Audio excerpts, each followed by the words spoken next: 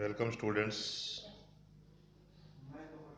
BCom part first ABST first financial accounting unit first का topic insurance claim चल रहा है।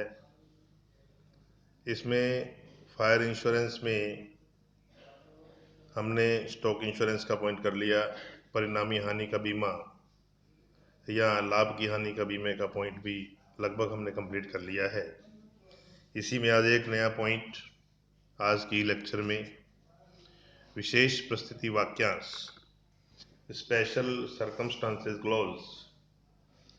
कई बार क्वेश्चन में दो प्रकार के विशेष परिस्थिति वाक्यांश दिए होते हैं। एक तो इंक्रीज इन सेल्स और दूसरा इंक्रीज इन जीपी रेट। तो जो सेल का इंक्रीजिंग ट्रेंड है उसका तो हम रूटीन में ट्रीटमेंट करते ही हैं। यदि जीपी रेट में भी आपको वृद्धि की बात कही गई हो तो जीपी रेट अपन कैलकुलेट वैसे ही करेंगे, जीपी अपॉन सेल इंटू 100 करके, और जीपी का मतलब एनपी प्लस आईएससी।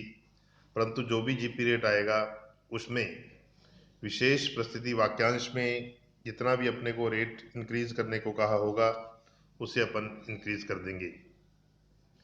तो किस प्रकार से करेंगे, एक क्वेश्चन के द्वारा हम इसको समझने की कोशिश करेंगे। तो एग्जाम्पल 17 आप अपनी स्क्रीन पे देख रहे हो। निम्न सूचना से परिणामी हानि के दावे की राशि ज्ञात कीजिए। From the following information as certain consequential loss claim.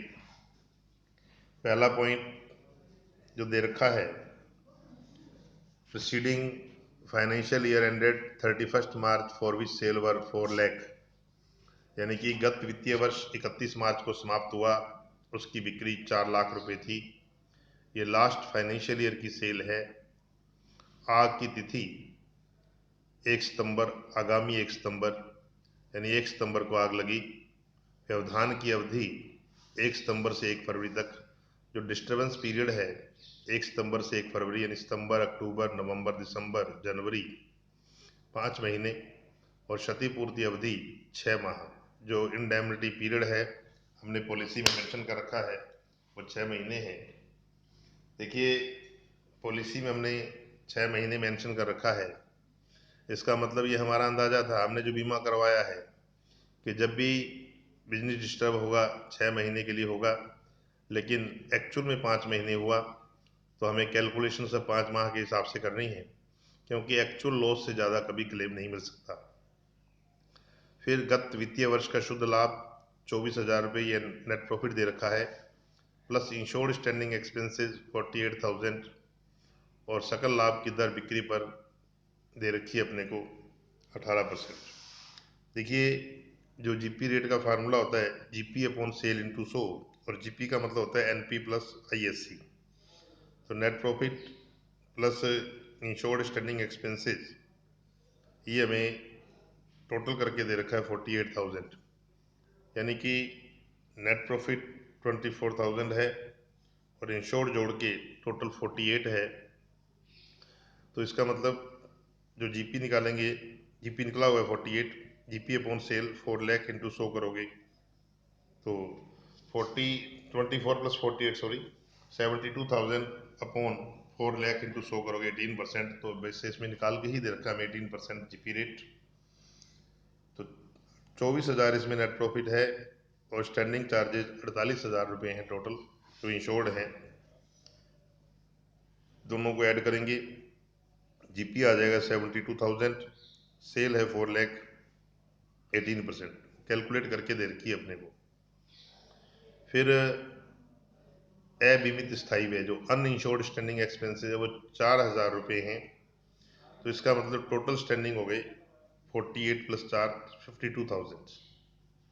बीमा पॉलिसी की राशि, ये इंश्योर्ड अमाउंट है जो हमने बीमा करवा रखा है 72,600 रुपये।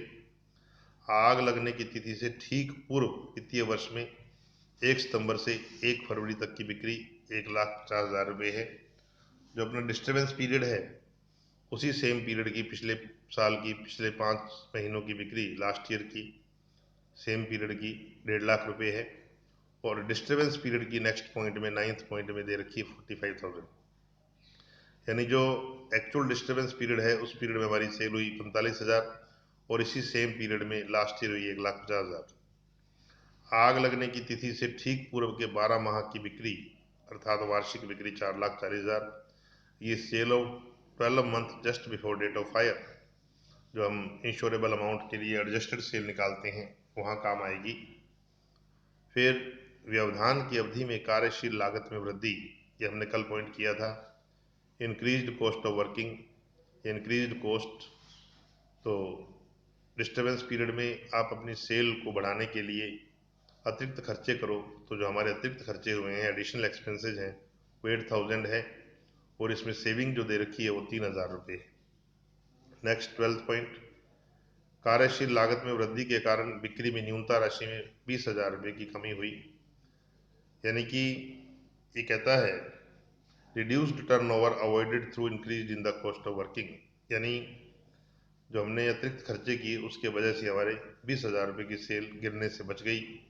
इट मीन्स एडिशनल खर्चों की वजह से जो एडिशनल सेल हुई वो 20,000 रुपये है। तो एडिशनल सेल 20,000। और आज का जो हमारा नया पॉइंट है ये 13th पॉइंट में है, स्पेशल सर्कमस्टांसेस क्लोज स्टिपुलेटेड, विशेष परिस्थिति वाक्यांश में शामिल किया गया पर माप व वार्षिक बिक्री में वृद्धि 10%। ये सेल का इंक्रीजिंग ट्रेंड है, इसकी हमें आवश्यकता होती है। और सकल लाभ में वृद्धि की दर 2%। ये जो जीपी रेट इसमें दे रखा है या जो भी आएगा उसमें आप 2% ऐड कर देना है।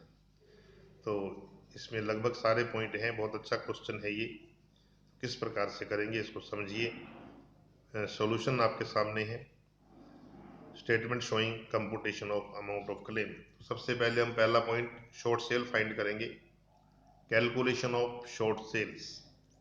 तो शॉर्ट सेल फाइंड करने के लिए मैंने आपको बताया था sale of indemnity period in last year या sale during the indemnity period in last year, उन्हीं सेम पीरियड की जो हमारा वादा काल है 5 माह, इसमें पिछले साल कितनी बिक्री हुई 1,50,000, add increase 10% 15,000।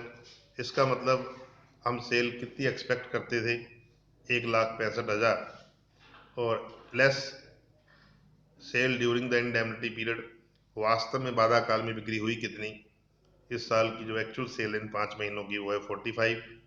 So short cell आ गया 1,20,000। पहला पॉइंट शॉर्ट सेल। दूसरा जीपी रेट इसमें दे ही रखा है 18% प्लस 2% जो स्पेशल क्लोज है उसको ऐड कर दीजिए, तो जीपी रेट माना जाएगा 20%। GP rate 20%। Third point loss of profit. First और सेकंड पॉइंट को मल्टीप्लाई करो, short sale into GP rate, तो 20% इंटू 1,20,000, 24,000 रुपये लॉस ऑफ प्रॉफिट आएगा। Fourth point claim for additional expenses या calculation of claim for additional working cost. Actual जो working cost है वो हमें दे रखी है 8,000 रुपये। मैंने आपको बताया था इसमें दो कैलकुलेशन करनी है। पहला additional sale into GP rate, तो एडिशनल सेल दे रखी है 20,000, जीपी रेट 20%, तो 20,000 का 20% 4,000 रुपये पहली कैलकुलेशन।